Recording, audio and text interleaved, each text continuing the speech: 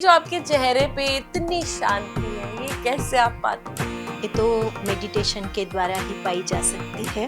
अच्छे विचार हम अगर अपनाते हैं तो क्या मेडिटेशन के लिए हम अपने लिए टाइम नहीं निकाल सकते? मन को भगवान में लगाना है। चलते फिरते भी आप परमात्मा को याद कर सकते हैं। और क्या स्नान करना जरूरी है? ये तन की बात है। भगवान तो हमारे तन को देखता ही नहीं, पर इसके अंदर एक एनर्जी है। एज इन योगा, इनमें क्या अंतर है? तो योगा करते हैं उसको कहेंगे एक्सरसाइज। मन की तंदुरुस्ती माना राज योगा है। अच्छे कर्म क्या हो? जैसे बड़े हैं तो उनका हम सम्मान जरूर करें, छोटे से हम प्यार करें, ये भी एक संस्कार है। कहते हैं ना कि प्यार की गंगा बहाते चलो। नमस्कार दोस्तों, मैं हूँ सिमरन नागपाल और आपका आज फिर से स्वागत करती हूँ खास बात सिमरन के साथ कि एक बहुत ही इम्पोर्टेंट एपिसोड में। दोस्तों, मैं हर बारी आती हूँ और आपको यही बोलती हूँ कि आज का पॉडकास्ट तो बहुत इम्पोर्टेंट है। जी हाँ, क्योंकि मेरे हर पॉडकास्ट में मैं आपको बहुत ख़ास बातें बताती हूँ, क्योंकि मैं यहाँ लेके आती हूँ बहुत ही ऐसे ख़ास गेस्ट को जिनकी ज़िंदगी से हमें उनकी ख़ास बातें, जी हाँ, उनके ख़ास अनुभव और ख़ास बातों से हमारी लाइफ ज़रूर चेंज होती है। दोस्तों, हर एपिसोड से, हर पॉडकास्ट से मेरी ज़िंदगी तो बहुत बदल रही है। मैं अपने आप को हर बारी इम्प्रूव करती हूँ और उम्मीद करती हूँ कि आप लोग भी एपिसोड से अपने आप को इम्प्रूव कर रहे होगे। आज जो हम बात करने वाले हैं वो फिर से एक ख़ास बात है, क्योंकि दोस्तों हम रोज़मर्रा की ज़िंदगी में भाग रहे हैं, दौड़ रहे हैं, कुछ ना कुछ पाने की हमें आस रहती है। इस भाग दौड़ की ज़िंदगी में हम खुद को तो भूल ही जाते हैं। जी हाँ, आज हम अपनी मुलाकात खुद से करेंगे। इस पॉडकास्ट के द्वारा हम बात करने जा रहे हैं मेडिटेशन और स्पिरिचुअलिटी के। और हमारे साथ जो बहुत ही खास और बहुत ही प्यारे आज हमारे गेस्ट हैं, वो सीधा ब्रह्मा कुमारी से आए हैं। और क्या मैं उनके बारे में कहूँ, मैं उनसे ही जानूंगी उनके बारे में। हमारे साथ जुड़े हैं ब्रह्मा कुमारी डॉक्टर स्वर्णा कृष्णा ताटे, जो महाराष्ट्र से सीधा आज यहाँ फ्लाई करके इस एपिसोड के लिए और हम सबको एनलाइटन करने के लिए आए हैं। आपका बहुत बहुत स्वागत है दीदी, आपने अपना वक्त निकाला और आप यहाँ आए। Thank you so much. आपने भी हमें चांस दिया लोगों तक पहुंचने का। मैं दीदी आपसे सबसे पहले पूछना चाहती हूँ कि ये जो आपके चेहरे पे इतनी शांति है, ये कैसे आप पाती हैं? ये तो मेडिटेशन के द्वारा ही पाई जा सकती है। और मैं सबको यही कहूँगी कि मरहा की जीवन तो हम सभी जी रहे, पर उसमें से सवेरे 5 मिनट और शाम को अगर हम 5 मिनट अपने लिए निकालते हैं तो ज़रूर हम मन की शांति अपने आप पा सकते हैं। ये बहुत ही खूब बात करी कि सुबह में 5 मिनट और शाम में। क्या 5 मिनट में हम अपने आप को क्या शांति दे सकते हैं? मेडिटेशन किस तरह से करें?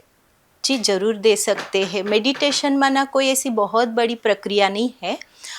इसमें देखा जाता है कि मेडिटेशन एक मन की शांति के लिए अच्छी सोच, अच्छे विचार हम अगर अपनाते हैं। चलो, जैसे कि आपने कहा कि भागदौड़ की जीवन है हमारी, तो आज हस्बैंड वाइफ दोनों भी जॉब कर रहे हैं। घर में देखा जाए तो बच्चों को संभालना, फिर घर संभालना, ये बहुत बड़ी जिम्मेदारी है। लेकिन सचमुच कहूँ तो क्या हम खाना नहीं खाते हैं, पानी नहीं पीते हैं? इतनी भाग दौड़ में भी खाने के लिए टाइम निकाल सकते हैं, पानी के लिए टाइम निकाल सकते हैं, तो क्या मेडिटेशन के लिए हम अपने लिए टाइम नहीं निकाल सकते? ज़रूर निकाल सकते हैं। तो मैंने कहा 5 मिनट में हम क्या करें, तो अपने बारे में सोचें कि मैं एक विशेष आत्मा हूँ। इस धरा पर भगवान ने मुझे जो यहाँ भेजा है, तो ज़रूर उसने मुझे अच्छा बनाकर ही भेजा है। तो मेरे अंदर अच्छाई क्या है, मेरी विशेषताएं क्या है, इसके बारे में सोचना भी मेडिटेशन है। बहुत ही प्यारी बात आपने कही। लेकिन इसकी क्या विधि रहती है कि मेडिटेशन में हम ये तो जाने कि मेरे में क्या खूबियाँ हैं, कभी कभी हम वो भी भूल जाते हैं, हम अपने आप को पहचान ही नहीं पाते। तो क्या इसकी विधि है मेडिटेशन की? एक्चुअली किस तरह से हमें करनी चाहिए? क्या क्या हमें दिनचर्या में कैसे अपनी शुरुआत करनी चाहिए, वो सब हमें बताया।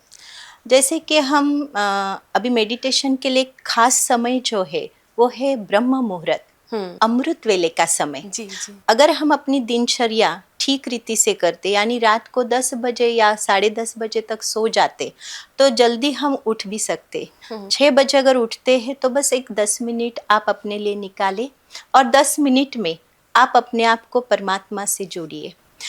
मेडिटेशन कोई बड़ी प्रक्रिया नहीं है, बस भगवान से अपने मन को जोड़ना है। जैसे एक छोटा बच्चा है ना, माँ को याद करता है, तो ये सहज है। एक अगर दोस्त है तो दूसरे दोस्तों को याद करता है, लेकिन ये याद साधारण रूप की है। पर जब हम भगवान को याद करते हैं तो जरूर उस भगवान को याद करने से वो एनर्जी, वो ऊर्जा हमको मिलती है। इसीलिए जैसे अगर मुझे धूप चाहिए, जैसे अभी ठंडी के दिन है तो मैं धूप में बैठूं तो मेरी ठंडी शरीर की निकल जाती है, ऐसे भगवान के पास अगर मैं बैठूं तो भी मुझको उसकी ऊर्जा जो है वो अपने आप मिल जाती है, मांगने की जरूरत नहीं पड़ती है। बस उसके साथ हम कनेक्ट होना बहुत जरूरी है। इसलिए गीता में भी बोला है मन मना भव, मन को भगवान में लगाना है।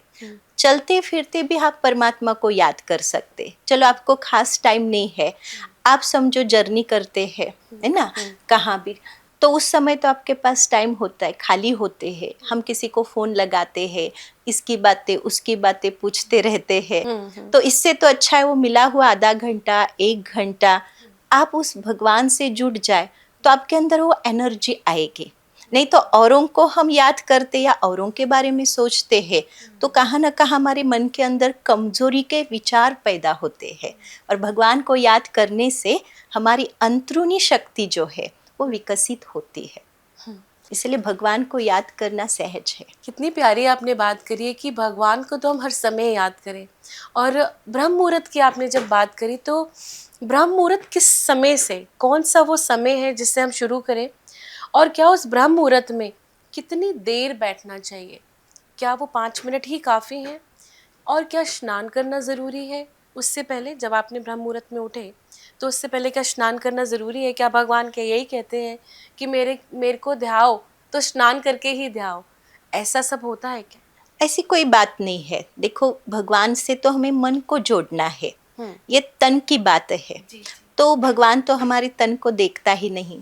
एक तो वो परमात्मा जो है पॉइंट ऑफ लाइट है, वो अशरीरी है। गीता में खुद भगवान ने कहा मैं विदेही हूँ, अशरीरी हूँ, मुझे अपना शरीर नहीं। तो हमको किस रूप में देखता है? पॉइंट ऑफ लाइट में ही देखता है, क्योंकि ये बॉडी हमारी जो है वो हमें दिखाई देती है, पर इसके अंदर एक एनर्जी है, एक पावर है। जैसे हम आंखें हैं, अब आंखों से कौन देख रहा है? ये एक आंखें तो खिड़कियां है, पर उससे देखने वाली कोई तो अंदर एक एनर्जी है। जैसे साइंस कहता है कि हमारी जो अंदर का ब्रेन है ना, वो ब्रेन हमारी सारी बॉडी को क्या करता है, तो इंफॉर्मेशन देता है। उसी के अनुसार हमारे हाथ पाँव पैर सब उठते बैठते हैं। पर एक साथ जैसे हम कोई फिल्म देख रहे तो आंखों से देख भी रहे हैं, कानों से सुन भी रहे हैं, कुछ हाथ में लेके उस समय खा भी रहे हैं। तो एक ही साथ इतने सारे काम हम कर रहे हैं, मतलब अंदर कोई एक एनर्जी है जो पूरे बॉडी को चला रही है, और वो है पॉइंट ऑफ लाइट, जिसको अध्यात्म में आत्मा कहते, कोई एनर्जी कहता, कोई पावर कहता है, परंतु एक शक्ति है जो इसको चला रही है। तो उस आत्मा की शक्ति से, परमात्मा शक्ति से हमें जोड़ना है। फिर आप 5 मिनट बैठो, 10 मिनट बैठो, ऐसा कोई नियम नहीं है कि आप आधा घंटा 1 घंटा ही बैठ जाओ। और उसका टाइम जो है 3:30 से लेकर 4:45 बजे तक। उस समय क्यों? तो उसका कारण है उस समय वातावरण में शांति होती है, सब सोए रहते हैं। तो कहते हैं जब दुनिया सोती है तो योगी जागता है। तो हमें अगर भगवान से योग लगाना है तो वही एक ब्रह्म मुहूर्त है, जिससे हमें बहुत सारी ऊर्जा प्राप्ति हम कर सकते हैं। अगेन आपने इतनी खूबसूरती से ये सारी बात बताई है। तो अब आपने बात करी योगी जागता है, तो यहाँ पे मैं बात इससे और जानना चाहती हूँ कि योगा और योगी, राज योगा और योगी एज इन योगा, इनमें क्या अंतर है? ये तो देखो, हम जो योगा करते हैं उसको कहेंगे एक्सरसाइज, जो कि शरीर के लिए हम करते हैं। शरीर को तंदुरुस्त रखना, फिट रखना, वो भी दुनिया के हिसाब से आज जरूरी है। पर उसके साथ मन को फिट करना या मन की तंदुरुस्ती माना राजयोगा है। जैसे आपने 2 घंटा एक्सरसाइज की, बहुत अच्छी एक्सरसाइज की, आप घर आ गए, घर आते ही समझो किसी का आपको फ़ोन आ गया, कॉल आ गया, तो उस समय किसी ने, आपके नज़दीक वाले ने शरीर छोड़ा या दोस्त ने शरीर छोड़ा, ये बात जब आप सुनते हैं तो आपके मन पर उसका गहरा असर होता है। उसी क्षण आप बैठ जाते हैं, अपने को कमज़ोर फील करते हैं। तो ये क्यों हुआ? आपने तो अभी 2 घंटा इतनी अच्छी एक्सरसाइज की, फिर भी वो छोटी बात आपके मन पर इतना गहरा असर क्यों कर गई? क्योंकि कहाँ ना कहाँ मन कमज़ोर रहा है। तो मन को शक्तिशाली बनाने के लिए, पावरफुल बनाने के लिए हमें राजयोगा की ही आवश्यकता है। तो राजयोगा क्या है? जैसे देखो, आप घर का, परिवार का जीवन जी रहे हैं, एक संसारी जीवन जी रहे, तो संसार के अंदर बहुत सारी बातें आती है। उन बातों को निगेटिव से पॉजिटिव में हम कैसे बदले, वही एक मेडिटेशन या राजयोगा है। जैसे मैं उठती हूँ, मेरा परिवार है, परिवार के अंदर बाल बच्चे भी है जो कभी तंग भी करते होंगे, कभी जीवन में आपके परेशानियां भी आती होंगी, तो उस समय मैं उस सिचुएशन को कैसे परिवर्तन करूं, उसके लिए मैं अंदर क्या सोच रखूं। तो मेरा ये जो परिवार है, एक विशेष परिवार है। भगवान ने मुझे इन बच्चों की सेवा अर्थ भेजा है, मैं इनकी सेवाधारी हूँ। अगर ये सोच रखते हैं कि मेरा ये परिवार बहुत ही खुशियों से भरा है, ये मुझे बच्चे बहुत सुख दे रहे हैं, न कि दुख दे रहे। हम सोचते क्या है, मेरा परिवार ऐसा है, मेरे बच्चे ऐसे हैं, मेरा तो भाग्य ही ऐसा है। जब हम ऐसी कोई बातें सोचते हैं तो कहाँ न कहाँ हम निगेटिव की ओर जा रहे हैं। पर जब पॉजिटिव सोचना, मेरा घर एक मंदिर है, इस मंदिर में रहने वाली हर एक व्यक्ति देवता के समान, देवी के समान है। जब मेरी ये नज़र उनके लिए अगर इतनी ऊंची बन जाती है तो उनकी भी नज़र मेरे लिए उतनी ही ऊंची बनती।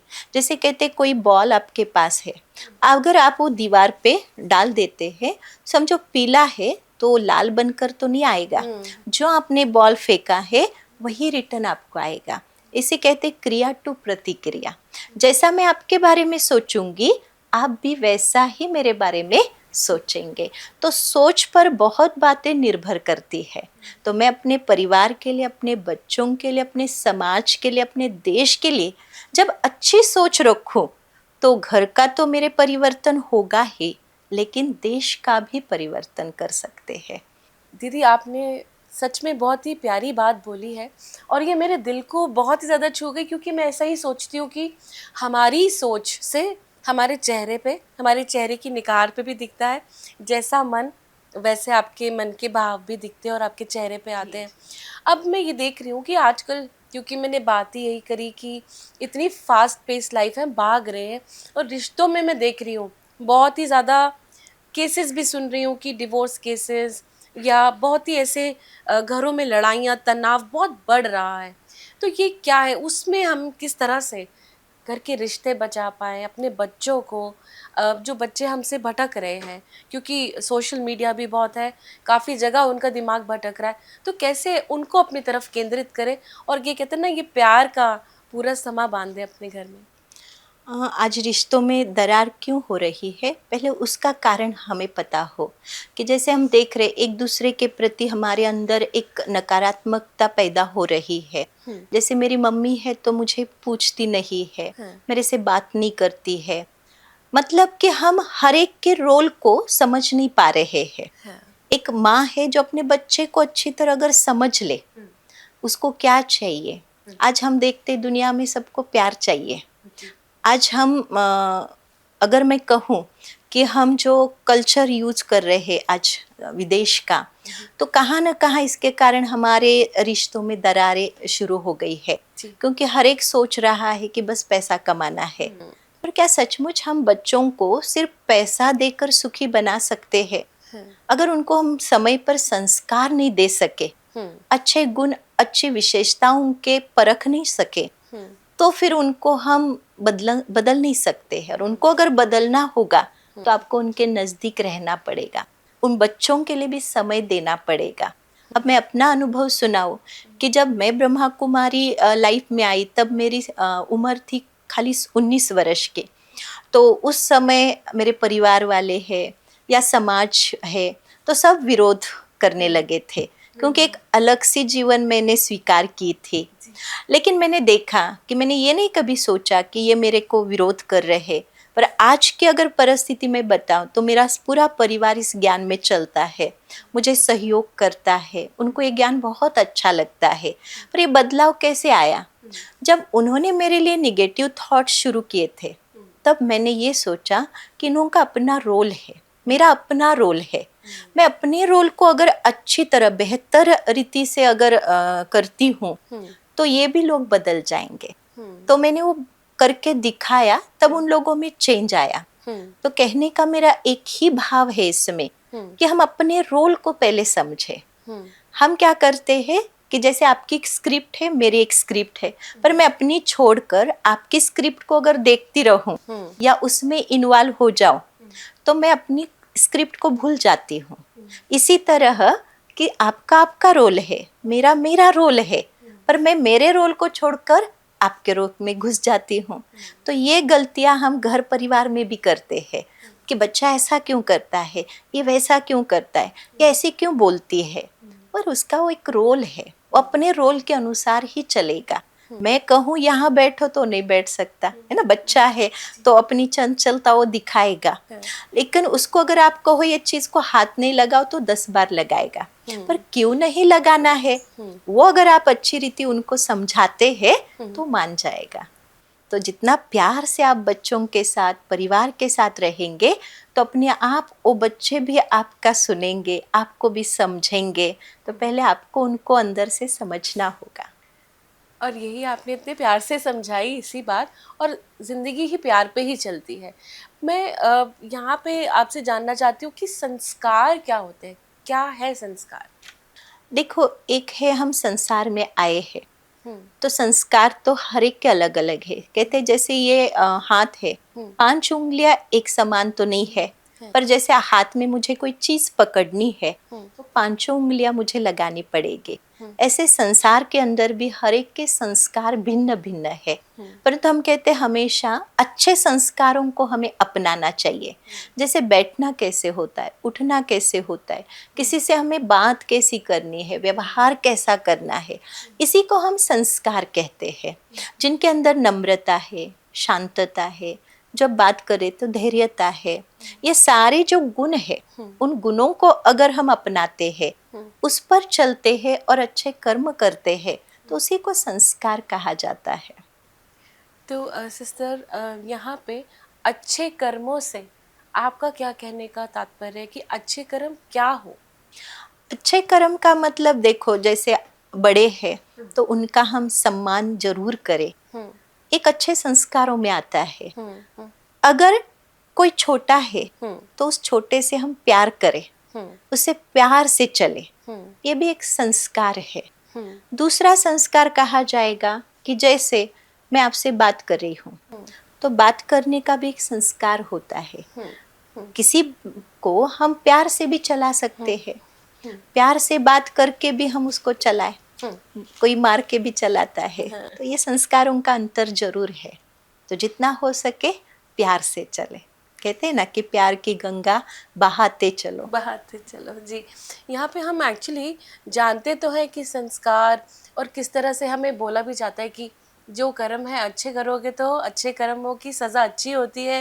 लेकिन मैं आपसे, क्योंकि आप इतना स्पिरिचुअलिटी से जुड़ी हैं और कितने लोगों की आपने ज़िंदगी भी बदल दी, तो मैं आपसे तभी ये सवाल कर रही थी कि एक्चुअली में सही कर्मा क्या होते हैं। और जो आपने बड़ी खूबसूरती से बताया कि सही कर्मा है प्यार से सबसे जुड़े और सबको प्यार ही बांटे। और लाइफ ही यही है कि आप जितना सहज रहें, जितनी खूबसूरती से, जितनी सहजता से लोगों से जुड़े रहें, तो I think you can make a difference in the world. मैं यहाँ पे अब मेनली आपसे जानना चाहती हूँ कि स्पिरिचुअलिटी और मेडिटेशन में क्या अंतर है? स्पिरिचुअलिटी माना अपने आप को जानना, खुद को जानना। जैसे हम कहते हैं आध्यात्मक, अध्यात्म का अर्थ है आध्य आत्मा की पहचान। मुझे पहले खुद की पहचान जरूरी है कि मैं कौन हूँ, इस धरा पर क्यों आई हूँ, बस सारा दिन का हमने एक रूट बना दिया है। सवेरे उठना है, खाना पीना करना है, जॉब करनी है, कमाना है, रात को सोना है, फिर उठना है। मतलब एक रूट की जीवन हम जी रहे हैं। पर सचमुच भगवान ने इस धरा पर हम लोगों को क्यों भेजा होगा? सिर्फ खाने पीने के लिए? वो तो जानवर भी कर रहे हैं। फिर जानवर में और इंसान में अंतर क्या रहा? अगर मैं इंसान हूँ तो कहते हैं मनुष्य जिसको भगवान ने बुद्धि दी है। आज हम छोटे बच्चे को मंदिर में ले जाते तो कहते हैं भगवान से क्या मांगना है? अच्छी बुद्धि मांगो। ये नहीं कहते भगवान से 1 करोड़ रुपए मांगो, है ना? तो बुद्धि क्यों मांगते हैं? क्योंकि जिनके पास बुद्धि अच्छी है तो जरूर वो कार्य भी अच्छा करेगा, व्यवहार भी सबके साथ अच्छा करेगा। तो इसीलिए हमें अच्छे व्यवहारों के लिए, अच्छे कार्यों के लिए पहले अच्छी बुद्धि हमारे अंदर होना जरूरी है। और अध्यात्म से हमारे विचारों का परिवर्तन होता है और मेडिटेशन से हमें आंतरिक ऊर्जा मिलती है, अंतरूनी शक्ति का विकास होता है। तो इसलिए मेडिटेशन माना एक प्रकार का भगवान को याद करना यानी ध्यान करना। इससे हमें अपने आप एनर्जी मिल जाती है। और अध्यात्म का अर्थ है अपने को गुणों से भरना, शक्तियों से भरना, विशेषताओं से भरना, यह अध्यात्म है। बहुत खूब।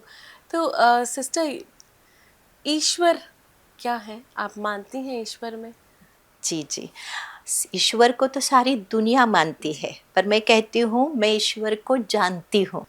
मानना अलग बात है और जानना, पहचानना अलग बात है ना? जैसे कि कोई बड़ा आदमी है तो सब उसको जानते हैं, मानते भी है कि ये बड़ा आदमी है। तो भगवान को भी हम मानते जरूर है, परंतु है कौन? वह है अलमाइटी अथॉरिटी, वो सर्वशक्तिवान। जैसे आज कोई कंपनी चल रही है, या कोई विद्यालय चल रहा है, या देश चल रहा, इसको चलाने वाला कोई तो है ना। मतलब कि कोई अथॉरिटी है। तो सारा इतना बड़ा विश्व है, तो इस विश्व का भी कोई रचयिता तो होगा, जिसको हम कहते हैं यूनिवर्सल पावर। मतलब एक पावर है, एक शक्ति है, जिसको किसी ने शिव शक्ति कहा, किसी ने शिव ज्योति कहा, किसी ने गॉड, अल्लाह, खुदा, अधिक नामों से भगवान, ईश्वर, प्रभु, बहुत सारे भगवान के हमने नाम रखे हैं। ये नाम भी क्यों आए? तो जैसे कहते हैं हमारी जितनी भी भाषा है भारत के अंदर, उतने सारे भगवान को नाम दिए गए। जैसे पानी है, बराबर। अब इस पानी को मैं पानी कह रही हूँ, पर कोई इंग्लिश बोलने वाला होगा वो वाटर कहेगा, है ना? कोई और भाषा का होगा तो वो उसको नीरू कहेगा, कोई जल कहेगा।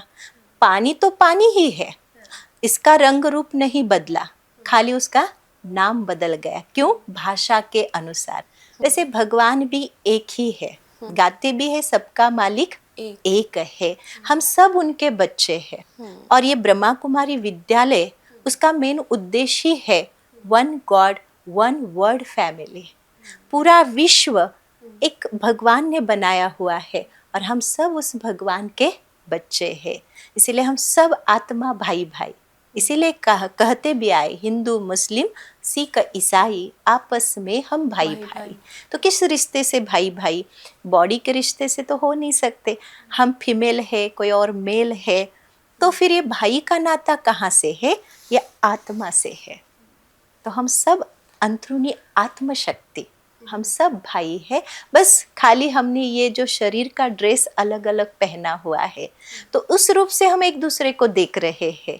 पर जब हम आत्मा के रूप से सबको देखने लगे तो हमारे अंदर सबके लिए प्यार भी जगेगा, भाईचारा भी बना रहेगा। सिस्टर, अभी आपने फिर से हमें एक ऐसी बात बताई है कि आत्मा, कि ये सब हम एक दूसरे को देखते हैं और हम एक दूसरे की आत्मा से जानते हैं कि किस तरह का व्यक्ति है वो। क्या लाइफ आफ्टर डेथ है? मतलब मरने के बाद ये आत्मा कहाँ जाती है? जैसे कि दिन के बाद रात आती है, रात के बाद दिन आना ही है।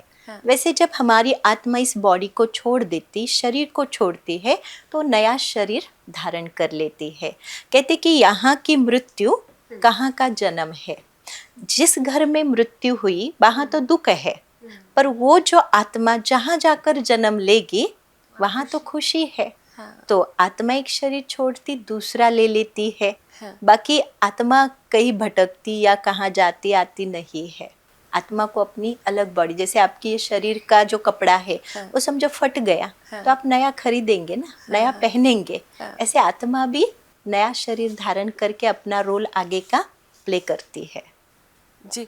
तो कहा जाता है कि जब बच्चा अपनी माँ का वूम में जाता है, किसी पेट में जाता है, तो वो खुद चूज करता है कि मुझे ये माँ चाहिए। क्या ये सच है? हाँ, इसके ऊपर ऐसा है, एक तो कर्म के आधार पर भी है। हम्म, हमने जिस प्रकार के कर्म, जैसे हम देखते हैं कोई बच्चा होता है वो झोपड़पट्टी में भी जन्म लेता है, कोई राजा के घर में बड़े घर में जन्म लेता है, हाँ, तो ये जन्म किस आधार से हुए, तो जरूर उसके पिछले कुछ अच्छे बुरे कर्म होंगे। उस कर्म के आधार से ही हम आत्माओं को जन्म की प्राप्ति होती है। नहीं तो आज हम देखते कई लोग ऐसा समझते भी है कि अगर हमने शरीर छोड़ा तो कुत्ता बिल्ली या और कोई भी योनियों में जाना जा सकते पड़ता हैं। है। हाँ, तो वास्तव में उनकी योनि में जाकर कर्म भोग भोगने की जरूरत नहीं पड़ती। आज इंसान का जन्म भी कई बार ऐसा होता है जो हम देखते झोपड़ी में रहना पड़ता है, 2 वक्त का खाना भी नहीं उसको मिलता है।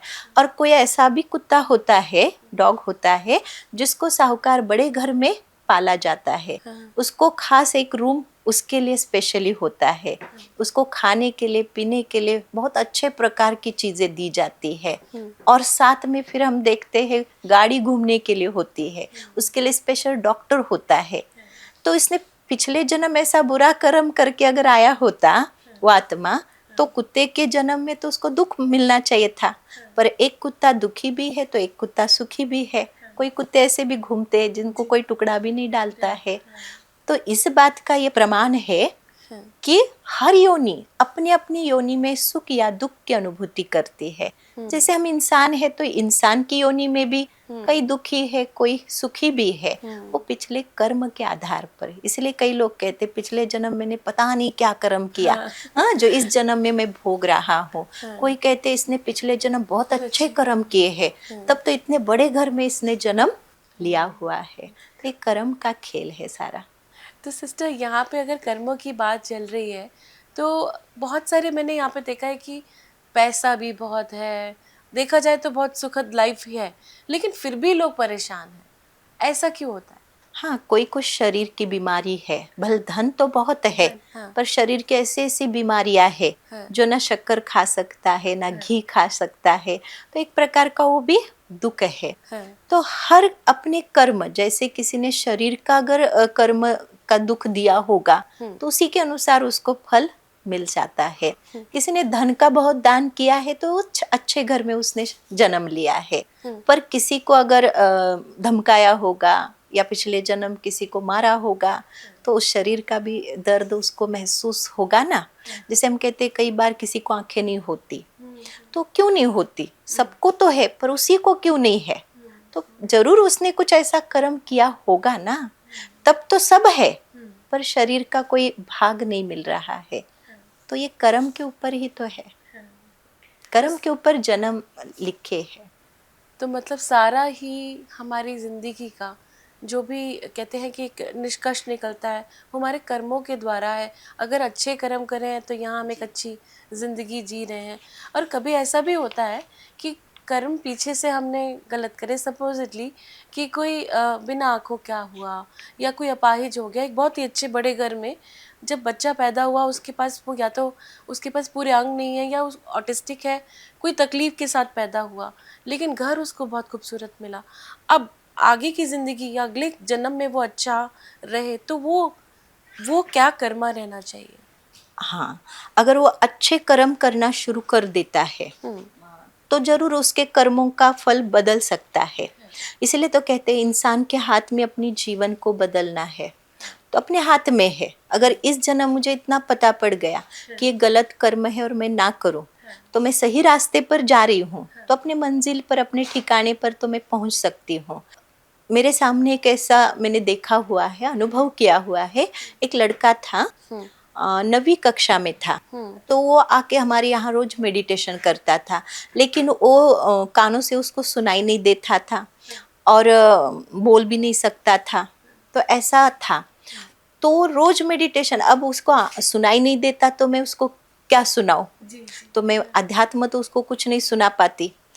अब मुख से बोलना भी नहीं आता है, उसके जो के अंदर की भावनाएं वो भी मुझे पता नहीं। पर उसका एक नित्य नियम उसने बनाया था कि वो शाम को आता था स्कूल से और बैठ जाता था, 2-2 घंटा 2.5 घंटा वो भगवान को याद करने बैठता था। तो ऐसा हुआ, एक 1.5 साल के बाद एक दिन ऐसे वो बैठा हुआ जोर से चिल्लाने लगा। हम 4-5 लोग थे, तो हमने सोचा इसको क्या हो गया, वो तो कभी बोलता भी नहीं है। तो हम उस रूम में चले गए। जैसे उस रूम में चले गए तो उसको पूछा क्या हुआ, तो कहता है मुझे एक ऐसा सीन दिखाई दिया कि ये जो भगवान का चित्र है उसमें एक व्यक्ति दूसरे व्यक्ति के गले के ऊपर चाकू से वार कर रहा है। और जैसे मैंने वो देखा सीन तो मैं चिल्लाने लगा और मेरे को अपने आप आवाज निकल आई। तो फिर उसके ऊपर हमने थोड़ा सोचा तो ये ऐसे कैसे हो गया, तो उसको सुनाई भी देने लगा, आवाज भी मुख से निकलने लगा। तो ये पिछले उसके जो कर्मा थे उसके खुद के थे, खुद ने उसने पिछले जन्म एक व्यक्ति के साथ ऐसा व्यवहार किया था।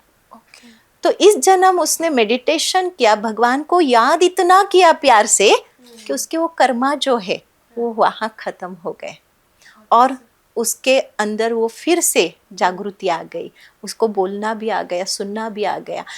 तो हम अच्छे कर्म करने लगे तो हो सकता है कि वो कर्मा भी हम चेंज कर सकते। बहुत ही प्यारी बात आपने बताई, और कैसे आपका तो ये खुद का अनुभव रहा है और किस तरह से उन्होंने भगवान का ध्यान करते हुए और अच्छे कर्मों के द्वारा अपनी जो सारी तकलीफ़ें काट दी, और देखिए उनको आवाज़ भी आ गई और वो सुनने भी लगे। और अब यहाँ पे क्यों फ्यूचर को लेके हम सब परेशान रहते हैं और लगता है कि अब क्या होने वाला, अब कैसे होगा, तो यहाँ हम अपने आप को कैसे सेंट्रिक करें, किस तरह से अच्छी सोच रखें, ये भी बताएं। जैसे हम देखते दुनिया में तो डर सबके अंदर बैठा हुआ है, खा भी रहे तो डर से, सो भी रहे हैं तो डर से, जी भी रहे हैं तो डर से जर। तो अंदर एक डर है, वो डर कौन सा है, फ्यूचर का है कि भविष्य में मेरा क्या होगा, मेरे बच्चे मुझे कोई संभालेंगे या नहीं संभालेंगे, है ना। जो बूढ़े लोग हैं उनको वो चिंता खाई जा रही है, जो यंग है वो भी चिंता में है कि पता नहीं मेरा कल क्या होगा, है ना। लेकिन कहते हैं जो बातें बीत गई उसका चिंतन करना व्यर्थ है, जो बीत गया है। और जो आने वाला कल है ना वो मेरे हाथ में है ना आपके हाथ में है। कल क्या होना है ये किसी को पता नहीं, इसीलिए कहते कल करे सो आज, आज करे सो अभी, अभी नहीं तो फिर कभी नहीं। समझो कि आज मैंने 5,000 रुपए कमाए हैं, मेरा रोज का खर्चा 1,000 रुपए है, तो मेरे पास जो बाकी है 4,000 है। मतलब आगे के 4 दिन मैं पूरी तरह से सुख से जी सकती हूँ।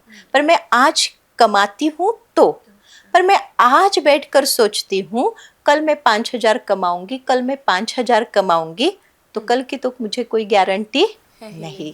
तो इसीलिए कल के बदले आज में हम जीना सीखे।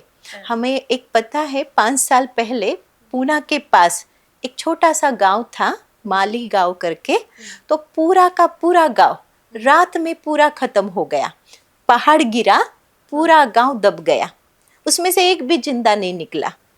तो उनको पता था कल का जो सूरज उगेगा वो हम कोई नहीं देख सकेंगे। तो इसीलिए कल के बजाय हम आज वर्तमान में अगर जीते हैं तो हमारी जीवन बहुत ही खुशी की हो जाती है। कल की सोच रखकर अगर आज जी रहे तो कहाँ ना कहाँ हम बोझ उठा कर जी रहे, और बोझ वाला कभी भी खुश नहीं रह सकता है।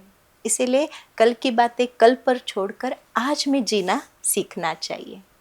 कितना अच्छा आपने, कितने अच्छे और सहजता से ये बात समझाई है कि आज में जीना कितना ज़रूरी है।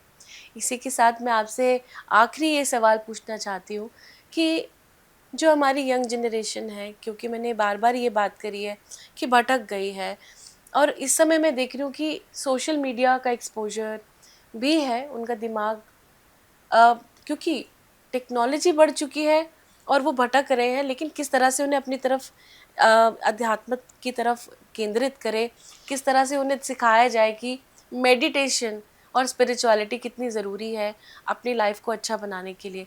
तो यहाँ पे मैं उन बच्चों के लिए स्पेसिफिकली जानना चाहती हूँ कि क्या नियम अपनाएं।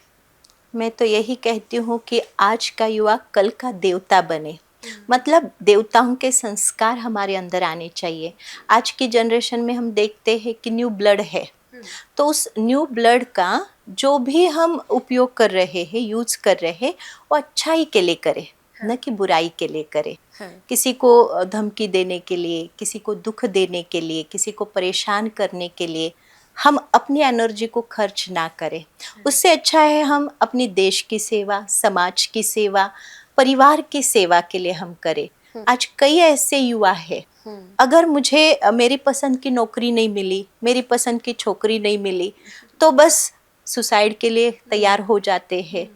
क्या अगर मेरे जीवन में कोई दुख दर्द है, परेशानी है, इसके लिए यही एक बात है कि मैं सुसाइड कर लूं? अगर मैं सुसाइड करके सारे प्रॉब्लम खत्म हो जाते हैं क्या? ये मैं अपने आप से पहले सवाल करूं कि और ही मैं अपने परिवार के लिए, माता पिता के लिए, समाज के लिए प्रॉब्लम खड़ा कर रहा हूँ। यह सोचने की बात है, क्योंकि आज हम देख रहे हैं कि हमारी जो यंग जनरेशन आप जो बोल रहे हैं वो इसी तरफ ज़्यादा भाग रही है कि कुछ नहीं मिला तो चलो मैं सुसाइड कर लूँ, है ना। तो ये सबसे बड़ा माँ बाप के सामने मुझे लगता है बहुत बड़ी एक परेशानी है, और इससे बहुत से माँ बाप जूझ रहे आज। इसीलिए बच्चा जो भी हट करे, जिद करे, वो पूरी कर रहे। क्यों? बच्चा कुछ कर ना ले अपने आप को, है ना। तो ये डर के कारण वो ना चाहते हुए भी, है ना, उनकी इच्छा नहीं है तब भी वो दे रहे हैं। लेकिन मैं यही कहना चाहूँगी अपनी युवाओं को कि बस आपको जीना है अपने देश के लिए, अपने माता पिता के लिए। हम ऐसा कोई अच्छा काम करके जाए जो हमारा नाम अमर हो जाए, हमारे देश का नाम अमर हो जाए, हमारे माता पिता का नाम अमर हो जाए। तो ऐसा हम अगर कुछ करके दिखाते हैं तो एक शान हमारे देश की बढ़ जाएगी। और ये हमारा सब अगर ऐसा सोचते हैं तो हम एक अपने देश को ऐसी जगह पर ले जाएंगे जो हम कहते हैं हमारा भारत विश्व गुरु बने।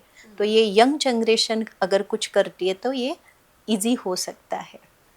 बहुत ही अच्छा लगा। आज मैंने इतनी सारी चीज़ें, अपने मन की ही बहुत सारे सवाल पूछे आपसे, और आपका यहाँ आके हमें इस पूरे स्पिरिचुअलिटी की दुनिया में और मेडिटेशन की दुनिया की जो आपने हमें इतनी गूढ़ बातें बताई हैं, उसके लिए मैं आपको तहे दिल से शुक्राना करना चाहती हूँ। थैंक यू सिस्टर, आप यहाँ आए और आपने हमें बहुत अच्छे से एनलाइटन किया। Thank you so much. मैं सभी को यही कहना चाहूँगी कि आप 7 डेज का जो ब्रह्मा कुमारीज का कोर्स रहता है वो कोर्स अवश्य करें। वो 7 दिन का कोर्स है, फ्री ऑफ कॉस्ट है, वहाँ आपको कोई मूल्य नहीं देना है। बस आपका 1 घंटे का समय निकाल कर वहाँ जाना है और अपनी अंदरूनी उन्नति, अपनी शक्ति जो है वो भरनी है, वो ताकत भरनी है जो आपके जीवन में काम आ जाएगी। तो हमारे अवेकिंग चैनल है, पीस ऑफ माइंड चैनल है, या अपना यूट्यूब है, या अपने जो ऐसे भी हमारे जैसे साधना चैनल है, तो ऐसे चैनल पर भी हमारे प्रोग्राम आते रहते हैं। तो आप इसका अवश्य लाभ लें, यही मैं अंत में कहना चाहूँगी। और आपने मुझे ये बहुत अच्छा मौका दिया लोगों तक पहुँचने का, मेरे विचारों को लोगों तक पहुँचाने का, इसलिए आपका भी बहुत तहे दिल से थैंक्स, धन्यवाद। Thank you so much. आपका फिर से वंस अगेन थैंक यू है। और माय डियर व्यूअर्स, यहाँ आपको पता चल चुका है कि किस तरह से आपने खुद को जोड़ना है और अपने मन में ये जो शांति जो हम बाहर ढूंढ रहे हैं ना, वो हमें किस तरह से पानी है। तो बहुत ही जल्दी ब्रह्म कुमारी ईश्वरी विद्यालय से जुड़िए और जानिए कि कैसे आप भी 1 हफ्ते के अंदर इस मेडिटेशन का फ़ायदा उठा सकते हैं और अपनी ज़िंदगी को बदल सकते हैं। तब तक मैं सिमरन खास बात से आपसे इजाज़त लेती हूँ और वादा करती हूँ फिर से आऊँगी एक बहुत ही बेहतरीन गेस्ट के साथ। तब तक स्वस्थ रहिए और खुश रहिए।